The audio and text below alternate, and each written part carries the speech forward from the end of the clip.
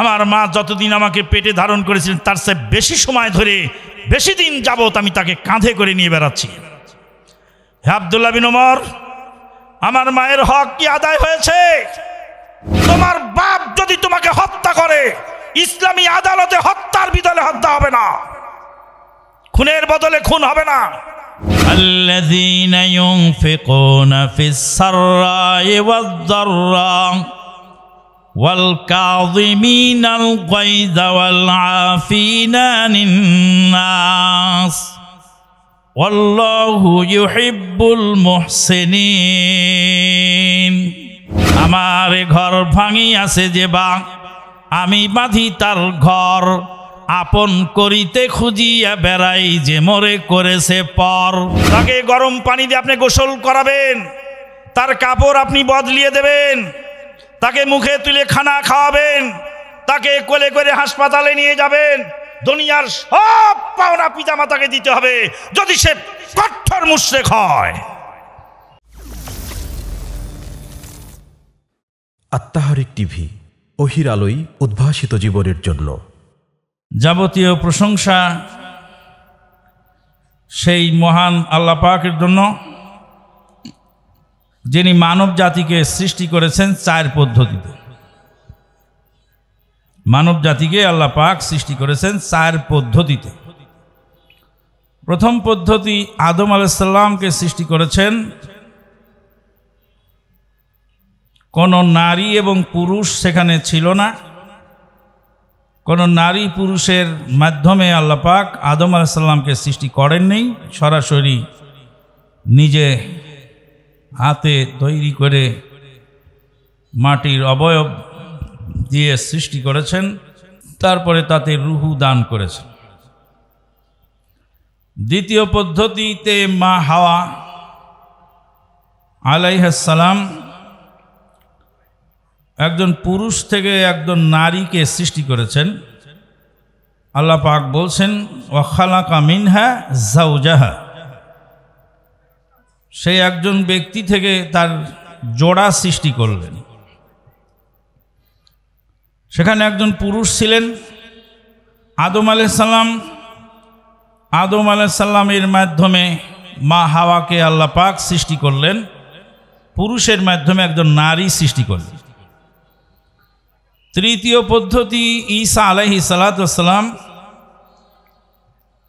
সেখানে কোনো পুরুষ ছিল না, একজন নারী ছিলেন মারিয়াম আলাইহিস সালাম। তিনি তার থেকে আল্লাহ পাক ঈসা রূহুল্লাহ আলাইহিস সালাতু ওয়াস সালামকে সৃষ্টি করলেন। একজন নারীর মাধ্যমে একজন পুরুষ সৃষ্টি করলেন।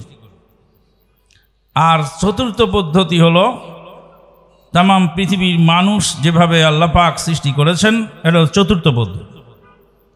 তাহলে চার পদ্ধতির মধ্যে এক পদ্ধতি হলো নারী পুরুষের কোনো মাধ্যম ছাড়া ডাইরেক্ট সৃষ্টি করেছেন আদম আলাইহিস সালাম। দ্বিতীয় পদ্ধতি, একজন পুরুষ থেকে একজন রমণীকে সৃষ্টি করলেন, মা হাওয়াকে সৃষ্টি করলেন। আর তৃতীয় পদ্ধতি, একজন নারী থেকে একজন পুরুষ সৃষ্টি করলেন, ঈসা রূহুল্লাহ আলাইহিস সালাতু ওয়াস সালামকে মারিয়াম থেকে সৃষ্টি করলেন। আর চতুর্থ পদ্ধতি, যেটা স্বাভাবিক মানুষ নারী এবং পুরুষের মাধ্যমে সৃষ্টি করে থাকেন। স্রষ্টা হলেন আল্লাহ পাক। আল্লাহ পাক হলেন স্রষ্টা, আর এই স্রষ্টা মানুষকে সৃষ্টি করেছেন যাদের মাধ্যমে তারা হলো নারী এবং পুরুষ, অর্থাৎ পিতা এবং মাতা। স্রষ্টা আল্লাহ পাক, তার জন্য আল্লাহ পাক ইবাদত নির্ধারণ করেছেন।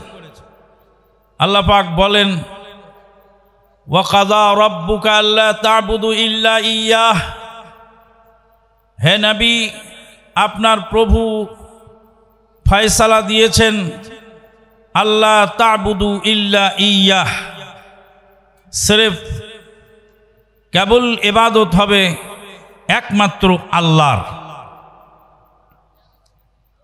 আল্লাহর ইবাদত হতে হবে, একমাত্র ইবাদত আল্লাহ পাকের হবে।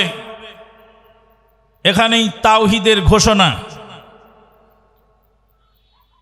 আল্লাহর সঙ্গে কাউকে শরীক করার সুযোগ নাই।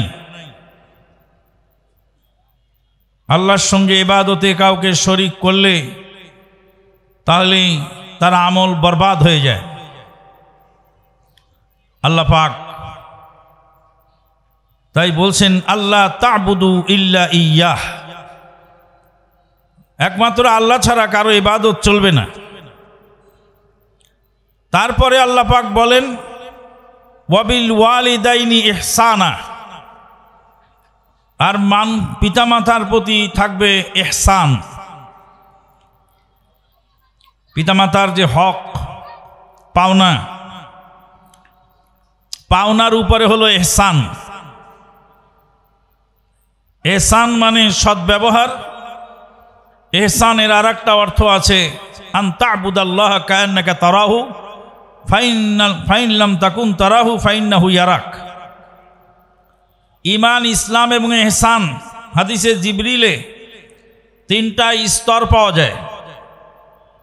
জিবরিল আলাইহিস সালাতু ওয়াস সালাম সর্বপ্রথম জিজ্ঞেস করলেন ইসলাম সম্পর্কে, তারপরে জিজ্ঞেস করলেন ঈমান সম্পর্কে, তারপরে জিজ্ঞেস করলেন ইহসান সম্পর্কে। তাহলে মানুষ প্রথম মুসলিম হবে, তারপরে মুমিন হবে, যদিও ইসলাম এবং ঈমান ওতপ্রোতভাবে জড়িত। ইসলাম ছাড়া ঈমান হয় না, আর ঈমান ছাড়া ইসলাম হয় না। যখন ঈমান বলা হবে তখন সেখানে ইসলাম ওর ভিতরে থাকবে, আর যখনই শুধু ইসলাম বলা হবে তখন ঈমানও সেখানে থাকবে।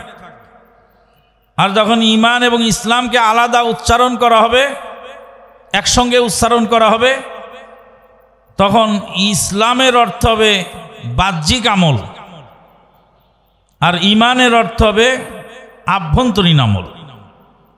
আর একটু সহজ করলে আপনার বোঝা সহজ হবে। এটা গাছ, গাছের শিকড় হলো 6টি, আর গাছের ডাল হলো 5টি। ইসলামের ভিত্তি, ইসলামের বুনিয়াদ 5টি, আর ঈমানের বুনিয়াদ 6টি। গাছের শিকড় যেমন মাটির নিচে থাকে, ঈমানটা অন্তরের ভিতরে থাকে, ঈমান দেখা যায় না। আন তুমিনা বিল্লাহি ওয়া মালাইকাতিহি ওয়া কুতুবিহি ওয়া রুসুলিহি ওয়াল ইয়াউমিল আখিরি ওয়াল কাদরি খাইরিহি ওয়া শাররিহি মিনাল্লাহি তাআলা। এগুলি হলো ভিতরের বিষয়, ঈমানটা দেখা যায় না। কেউ বিশ্বাস রেখেছে কি রাখেনি এটা বাইরে থেকে দেখা যায় না। গাছের শিকড় মাটির নিচে থাকে। আর ইসলামের রোকন হলো 5টি। কালেমার সাক্ষ্য দেওয়া, আশহাদু আল্লা ইলাহা ইল্লাল্লাহু ওয়া আশহাদু আন্না মুহাম্মাদান আবদুহু ওয়া রাসূলুহু। আজকে খুতবার মধ্যে আলোচনা করছিলাম যে আমরা সাক্ষ্য দিচ্ছি আবদুহু ওয়া রাসূলুহু বলে। আল্লাহর নবী সাল্লাল্লাহু আলাইহি ওয়াসাল্লাম আল্লাহর বান্দা এবং তার রাসূল। নবী সাল্লাল্লাহু আলাইহি ওয়াসাল্লামকে আল্লাহর সমকক্ষ বা আল্লাহর সমতুল্য ভাবার কোনো সুযোগ নাই, কারণ নবী সাল্লাল্লাহু আলাইহি ওয়াসাল্লাম আল্লাহর বান্দা এবং তার রাসূল। সম্মানিত উপস্থিতি, এই দুইটার পরে হলো ইহসান, ওয়াবিল ওয়ালিদাইনি ইহসানা। জিবরিল আমিন আলাইহিস সালাতু ওয়াস সালাম নবী সাল্লাল্লাহু আলাইহি ওয়াসাল্লামকে জিজ্ঞেস করলেন, আখবিরনি আনিল ইহসান। ক্বালা আন তা'বুদাল্লাহা কাআন্নাকা তারাহু ফাইন লাম তাকুন তারাহু ফাইন্নাহু ইয়ারাক। তুমি আল্লাহর ইবাদত করো এমন ভাবে যেন আল্লাহকে দেখতে পাচ্ছ। এটা হলো এক ইহসান। আর একটা ইহসান আছে, আল্লাহ পাক বলছেন, আউযু বিল্লাহি মিনাশ শাইতানির রাজিম আল্লাযীনা ইউনফিকুনা ফিস সাররাই ওয়াদ দাররা الذين ينفقون في السراء والضراء والكاظمين الغيظ والعافين عن الناس والله يحب المحسنين الذين ينفقون في السراء والضراء যারা সুখে দুঃখে দান করে, সচ্ছলতায় অসচ্ছলতায় দান করে। সুখে দুঃখে দান করা কি সহজ না কঠিন? একটু কথা বলেন। সুখে দুঃখে দান করা কি সহজ না কঠিন? সুখের সময় দান করা কি কঠিন না সহজ? দুঃখের সময় দান করা কঠিন না সহজ? দুই টাইমেই দান করা খুব কঠিন। একটু উদাহরণ দিলে বুঝতে সহজ হবে। একজন লোকের বাড়িতে বিয়ের অনুষ্ঠান চলছে। বিয়ের অনুষ্ঠান যে বাড়িতে চলছে, তখন সেখানে কি মানুষ দুঃখে আছে না সুখে আছে? সুখে আছে। তো গেটে এসে ফকির প্যাঁ প্যাঁ করছে আর বলছে, বাবারে একটা ভিক্ষে দাও তো। বাড়ির লোক খেপে যায়, বলছে আজকে বিয়ের অনুষ্ঠানে আমরা ব্যস্ত, সুখের সাগরে হাবুডুবু খাচ্ছি, তোকে ভিক্ষে কে দিবে? এখন বিয়ে বাড়িতে ভিক্ষে দেওয়ার লোক নাই, কারণ সুখের বন্যায় সবাই ভেসে যাচ্ছে। আর একজন লোকের বাবা মারা গেছে, তাকে দাফন কাফনের প্রস্তুতি চলছে। এরা এখন দুঃখের বন্যায় ভাসছে। এর বাড়ির গেটে যদি এসে কেউ বলে যে আমাকে ভিক্ষে দাও, তো বলে ফকিরের তো কাণ্ড জ্ঞান কিছু নেই, কারণ দুঃখের বন্যায় মানুষ ভেসে যাচ্ছে, এখন দান করবে কে? আল্লাহর কোরআনের আয়াতের প্রত্যেকটা শব্দ আপনি বিবেচনা করবেন, তারপরে দেখতে পাবেন তার ভিতরে একটা অন্তর্নিহিত একটা বিষয় আছে। আল্লাহ পাক বলছেন, যারা সুখে দুঃখে দান করে, সচ্ছলতায় অসচ্ছলতায় দান করে। সুখের সময়ও তাদের দান বন্ধ থাকে না, আবার দুঃখের সময়ও তাদের দান বন্ধ থাকে না। আল্লাযীনা ইউনফিকুনা ফিস সাররাই ওয়াদ দাররা ওয়াল কাযিমিনাল গায়যা ওয়াল আফিনা আনিন নাস ওয়াল্লাহু ইউহিব্বুল মুহসিনিন। রাগকে দমন করে, মানুষকে ক্ষমা করে। সুখে দুঃখে দান করে, রাগকে দমন করে, মানুষকে ক্ষমা করে। তারাই হলো মুহসিন, আর আল্লাহ এই মুহসিনদেরকে পছন্দ করেন। আল্লাহু ইউহিব্বুল মুহসিনিন। আল্লাহ পাক মুহসিনদেরকে পছন্দ করেন। মানুষকে ক্ষমা করে। মানুষকে ক্ষমা করার গুণ, এটা মহৎ গুণ। নবী সাল্লাল্লাহু আলাইহি ওয়াসাল্লাম বলেন, সিলমান কাতাকা ওয়াফু আম্মান যালামাক। যে তোমার সঙ্গে সম্পর্ক অবনতি ঘটায়, সম্পর্ক যে নষ্ট করে, তুমি তার সঙ্গে সম্পর্ক জোড়া লাগাও। তোমাকে যে জুলুম করে, তুমি তাকে ক্ষমা করে দাও। জুলুম করে যে, তার ক্ষমা করো। আর যে তোমার সঙ্গে সম্পর্ক ছিন্ন করে, তার সঙ্গে সম্পর্ক জোড়া লাগাও। কবি বলছেন, আমার ঘর ভাঙি আছে যে বা, আমি বাঁধি তার ঘর। আপন করিতে খুঁজিয়া বেড়াই, যে মোরে করেছে পর। যে মোরে করিল পথের বিভাগী, পথে পথে কাঁদি আমি তার লাগি। দীঘল রাত্রি তার তরে জাগি, ঘুম যে দিয়েছে মর। আপন করিতে খুঁজিয়া বেড়াই, যে মোরে করেছে পর। ক্ষমা করার যোগ্যতা অর্জন করুন, তাহলে দুনিয়া সব সহজ হয়ে যাবে। আল্লাহু আকবার। ক্ষমা করলে দুনিয়া সহজ হয়, রাগকে দমন করলে সহজ হয়, মানুষকে ক্ষমা করতে জানলে সহজ হয়।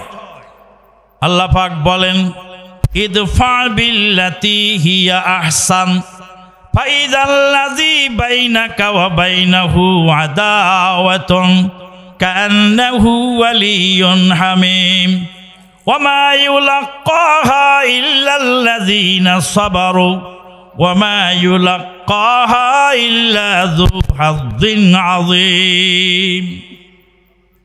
সুন্দরভাবে প্রতিরোধ করো, অসুন্দরভাবে কোনো কাজ করো না। যার সঙ্গে তোমার সম্পর্কের অবনতি হয়েছে তার সঙ্গে সম্পর্ক আরো মজবুত হবে। রাতের বেলায় এক ভদ্রলোক আমাকে বকা দিয়ে বলে, অমকের বাচ্চা তোকে দেখে ছাড়ব। আমি বললাম, ভাইজান আপনার মুরব্বীরা, আপনার পীর সাহেবেরা কি খালি গালাগালি শিখায় না ভালো কথাও শিখায়?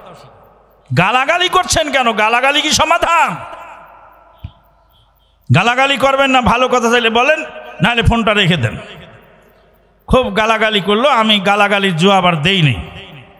সকালবেলা ঘুম থেকে উঠে দেখি ওই নাম্বার থেকে 17 বার কল এসেছে। কয়বার? 17 বার। কল ব্যাক করলাম, ওপার থেকে আল্লাহর বান্দা হাউমাউ করে কাঁদছেন আর বলছেন, নবীকে তো দেখি নাই, তবে শুনেছি নবীকে মানুষ কষ্ট দিলে নবী তাকে ক্ষমা করতেন। তা আপনাকে রাত্রে অনেক গালাগালি করলাম, আপনি গালির উত্তর গালি দিয়ে দেন নেই, সুন্দরভাবে কথা বলে ফোন রেখেছেন। নবীর খাসলত আপনার মধ্যে আছে, আপনি আমাকে ক্ষমা করে দেন। ইদফা বিল্লাতি হিয়া আহসান ফাইদাল্লাযী বাইনাকা ওয়া বাইনাহু আদাওয়াতুন কান্নাহু ওয়ালিয়ুন হামীম। আল্লাহ পাক বলেন, প্রতিবাদ করো, প্রতিরোধ করো উত্তম পন্থায়। সম্মানিত উপস্থিতি, তাহলে মানুষকে যারা ক্ষমা করে তারা হলো মুহসিন, আর এটা হলো ইহসান। আল্লাহ রাব্বুল আলামিন বলেন, ওয়া কাযা রাব্বুকা আল্লা তা'বুদু ইল্লা ইয়্যাহু ওয়া বিল ওয়ালিদাইনি ইহসানা।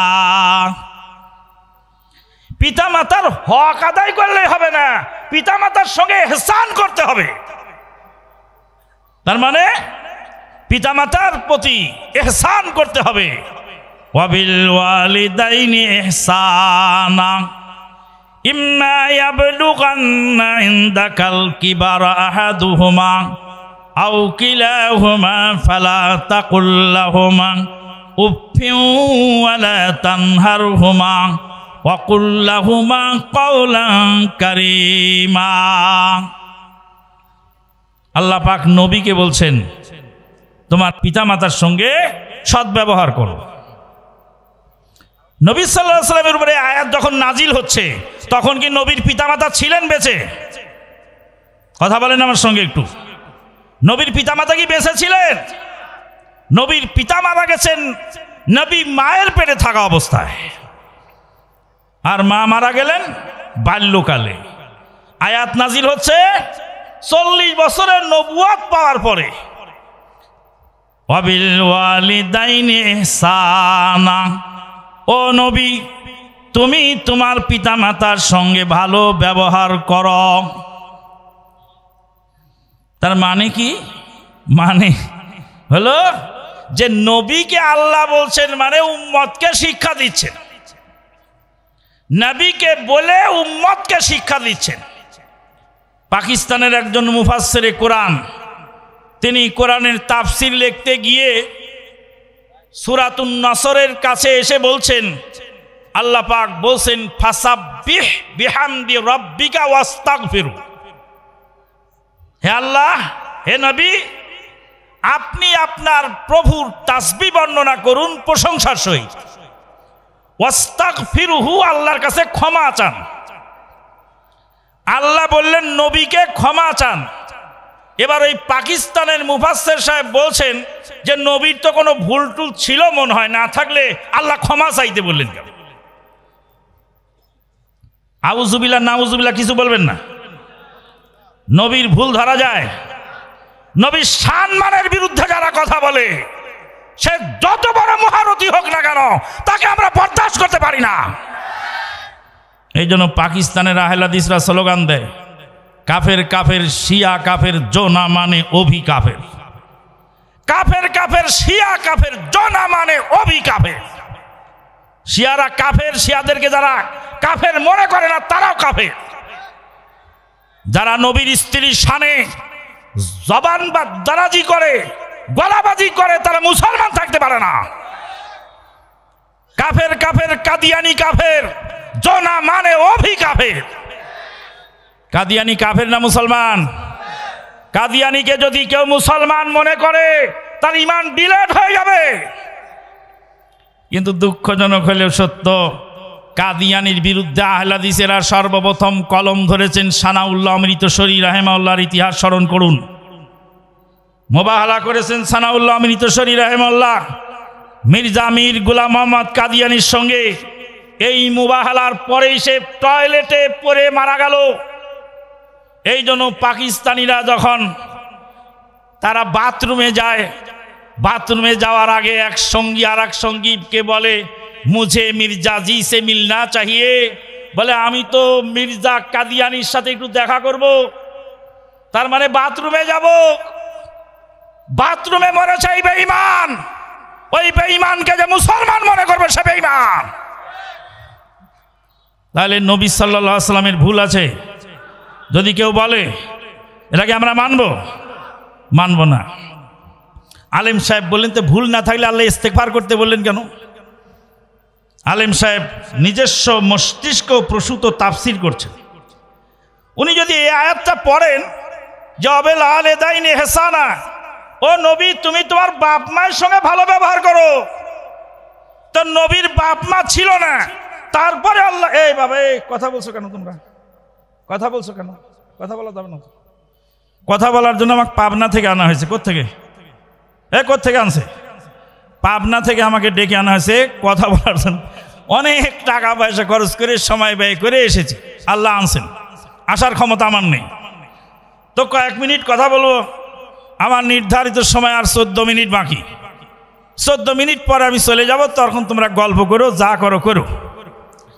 তো বললাম নবীর পিতামাতা ছিল না, পিতা মারা গেছেন গর্ভে থাকতে, মা মারা গেছেন ছোটকালে।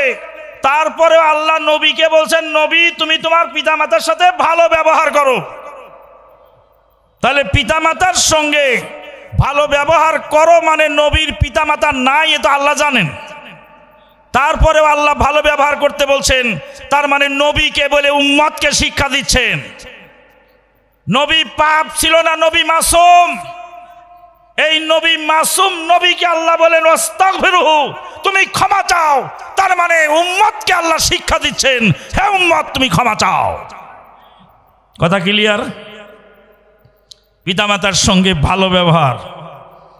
পিতামাতা সম্পর্কে নবী সাল্লাল্লাহু আলাইহি ওয়াসাল্লামকে জিজ্ঞেস করা হলো, পিতামাতার সম্পর্কে তাদের হক কি?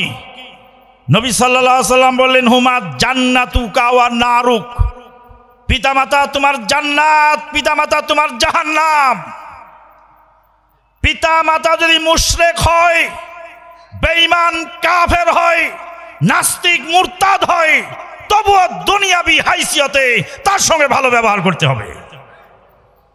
আল্লাহ পাক বলেন, ওয়াইন জাহাদাকা আলা আন তুশরিকা বি মা লাইসা লাকা বিহি ইলম ফালা তুতি'হুমা ওয়া সাহিবহুমা ফিদ দুনিয়া মারুফা। তোমার পিতামাতা যদি তোমাকে শিরিক কাজ করতে বাধ্য করে, ফালা তুতি'হুমা, তাদের আনুগত্য করো না। লা তাআতা লি মাখলুকিন ফি মাসিয়াতিল খালিক, আল্লাহর নাফরমানিতে পৃথিবীর কারো আনুগত্য চলবে না। সম্মানিত উপস্থিতি, কিন্তু পিতামাতার দুনিয়াবি পাওনা সেটা পরিশোধ করতে হবে।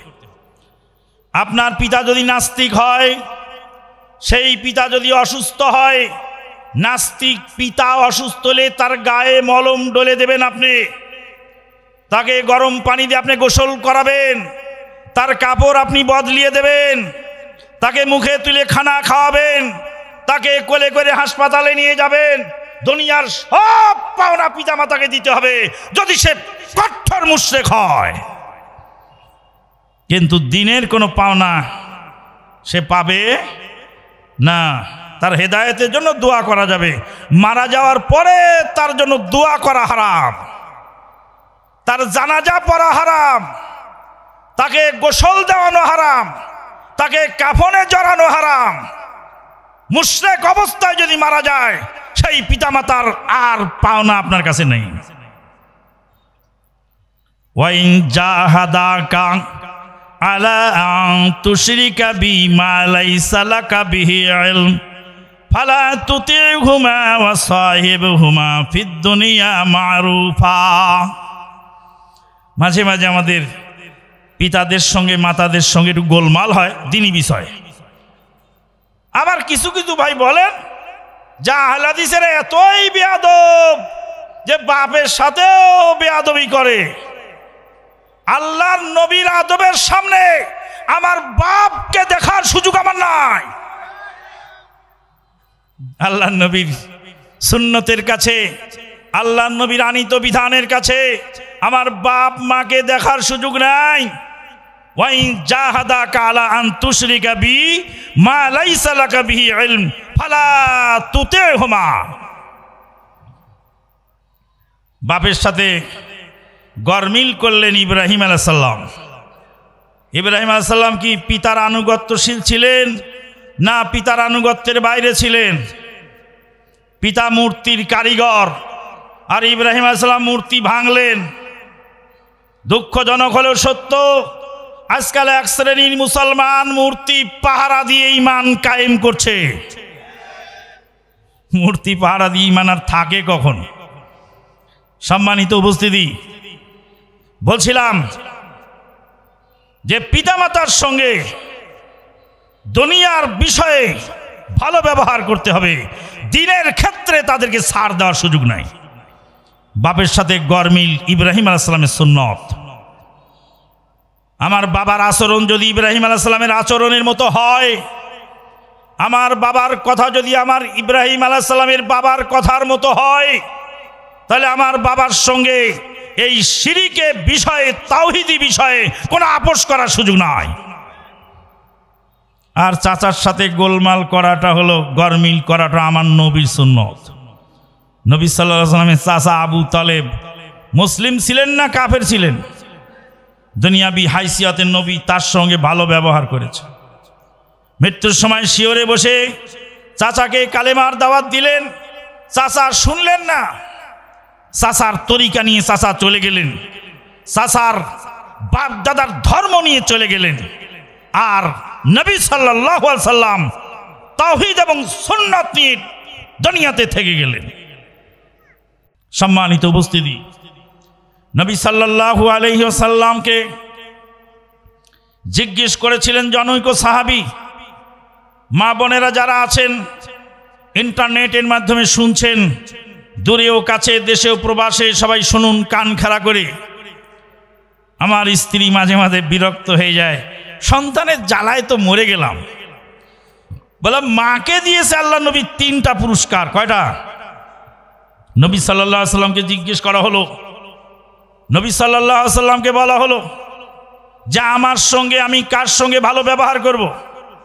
আমার ভালো ব্যবহার পাওয়ার হকদার কে? বলে উম্মুকা, তোমার মা।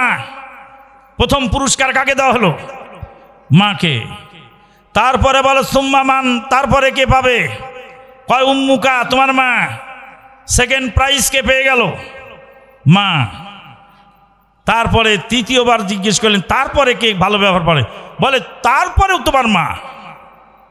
থার্ড প্রাইজটা মাকেই দিয়ে দাও। তারপরে কে? তারপরে তোমার বাবা। বাবাকে দেওয়া হলো সান্ত্বনা পুরস্কার। বাবাকে কি দেওয়া হলো?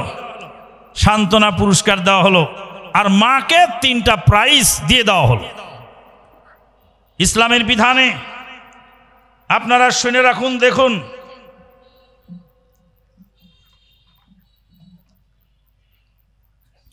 ইসলামী বিধানে ভালো করে কান কারা করে শুনুন। শোনো হে যুবকের দল, যারা বাপের সঙ্গে খারাপ ব্যবহার করো, তোমার বাপ যদি তোমাকে হত্যা করে, ইসলামী আদালতে হত্যার বিধানে হত্যা হবে না, খুনের বদলে খুন হবে না। ইসলামের বিধান খুনের বদলে খুন। কিন্তু বাপ যদি সন্তানকে হত্যা করে, সন্তানের এগেনস্টে বাপকে খুন করা যাবে না।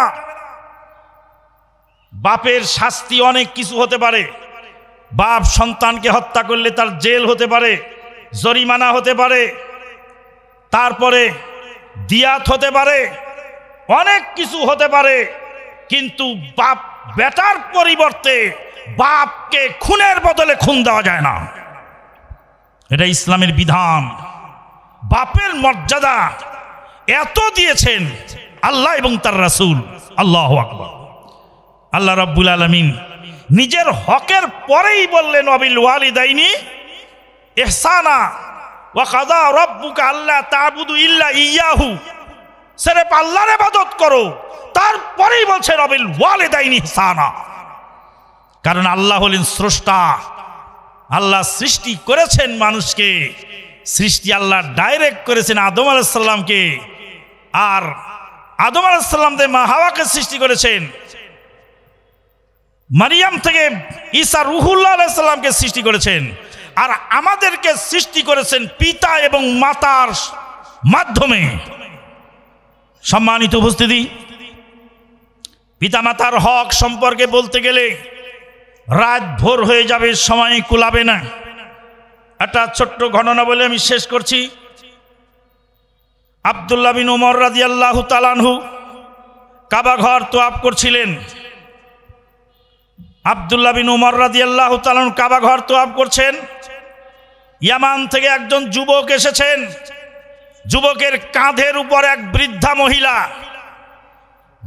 মহিলা কাঁধে নিয়ে কাবা ঘর তওয়াফ করছেন ইয়ামানি যুবক। আব্দুল্লাহ বিন উমর রাদিয়াল্লাহু তাআলা আনহুকে ইয়ামানি যুবক জিজ্ঞেস করছেন, হে আব্দুল্লাহ বিন উমর, আমি ইয়ামান থেকে এসেছি, আমার কাঁধে যেই বৃদ্ধা মহিলা দেখতে পাচ্ছেন ইনি হলেন আমার আম্মা। আনা লাহা বাইরুহাল মুযাল্লাল, আমি তার আনুগত্যশীল বাহন, আমি আমার মায়ের আনুগত্যশীল বাহন। আমার মায়ের সব সন্তান তাকে ফেলে চলে গেলেও আমি তাকে ফেলি না। তিনি যতদিন আমাকে পেটে ধারণ করেছিলেন, যত সময়, যে কয় মাস আমাকে পেটে রেখেছিলেন, তার চেয়ে অধিক কাল আমি তাকে ঘাড়ে করে নিয়ে বেড়াই, কাঁধে করে নিয়ে বেড়াই। আমার মা যতদিন আমাকে পেটে ধারণ করেছিলেন তার চেয়ে বেশি সময় ধরে, বেশি দিন যাবত আমি তাকে কাঁধে করে নিয়ে বেড়াচ্ছি। হে আব্দুল্লাহ বিন উমর, আমার মায়ের হক কি আদায় হয়েছে?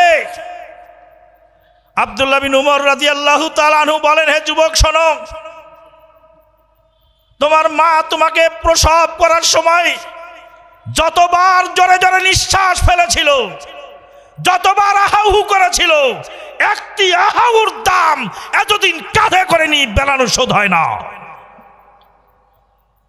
যুবক শান্ত হও, পিতামাতার হক আদায় করো। আয় ছুটে সব মায়ের কোলে রে, তার আদরের তুলনা যে নাই, সেই মা তোরে করলো পালন রে, কত আদর স্নেহ দিয়ে ভাই। যখন তোরা ছোট ছিলি তার কত ঋণ নিয়েছিলি, দেখ না ভেবে তার কতটা করেছিস আদায়। আয় ছুটে সব মায়ের কোলে রে, তার আদরের তুলনা যে নাই। মা মাই কত ভালোবাসিতেন আমায়, হাসিলে মা হাসিতেন কত সুখী হয়ে, কাঁদিলে মা ভুলাতেন কত কিছু কয়ে। মা আমায় কত ভালোবাসিতেন আমায়। সম্মানিত উপস্থিতি, আজকের এই ওয়াজ শুনে কি আপনারা খুশি না বেজার? কারা কারা খুশি হয়েছেন দুই হাত তোলেন, দুই হাত তুলে রাখবেন, নামাবেন না কেউ। যখন নামাতে বলবো তখন নামাবেন। আল্লাহ দয়াময় মেহেরবান, হালি শহরের এই মাহফিলে দুই হাত তুলে তোমার বান্দারা খুশি প্রকাশ করছে, তুমি তাদেরকে দেখে খুশি হয়ে যাও।